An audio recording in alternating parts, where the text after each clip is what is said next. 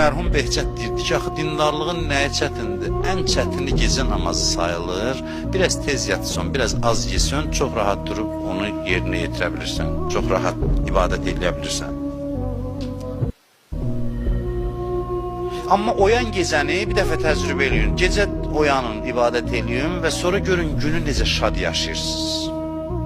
Və yaxud da yatın, gün çıxsın, gün ortayacan yatın, sonra görün gününüz necə keçir. Görəcəksiniz ki, yatıb qalanın həyatı daha çətindir, tez oyananın daha rahatdır. Bu belədir, fakt belədir.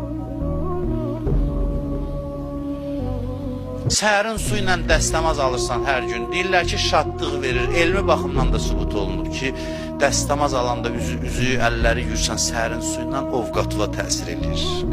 Bir qıraqdan baxır, o qışın günündə.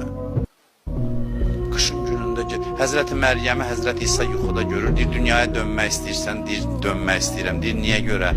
Deyir ki, anasından soruşur Həzrəti İsa. Həzrəti Məryəm deyir ki, uzun qış günlərində oruç tutub.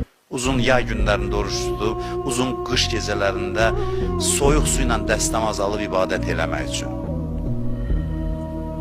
Qıraqdan baxanda çətin görünür. Müstəhəbdir deyir, dəstəmaz suyu sərin su olsun, isti su olmasın.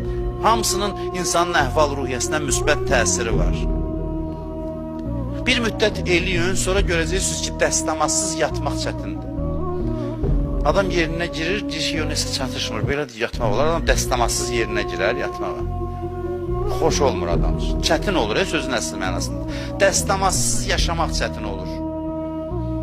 Adam daim dəstəmazda olun, bir müddət sonra görəcəksiniz ki, dəstəmazsız elə bil ki, nəsə ləzzət eləmir yaşamaq, nəfəs almaq.